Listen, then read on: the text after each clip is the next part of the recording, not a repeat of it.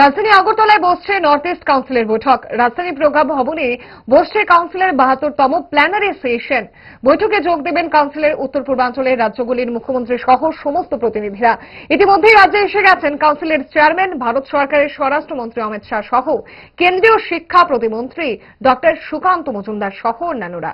গোটা উত্তর পূর্বাঞ্চলের রাজ্যগুলির সামগ্রিক উন্নয়ন সহ আগামী দিনের উন্নয়নমূলক কর্মপরিকল্পনার যেমন দিশা নির্ধারণ করা হবে বৈঠকে, ঠিক তেমনি ভাবে কেন্দ্রীয় প্রকল্পগুলির সঠিক বাস্তবায়নে রাজ্যগুলি কতটা সাফল্য অর্জন করতে পেরেছে তার সঠিক চিত্র তুলে ধরা হবে বৈঠকে।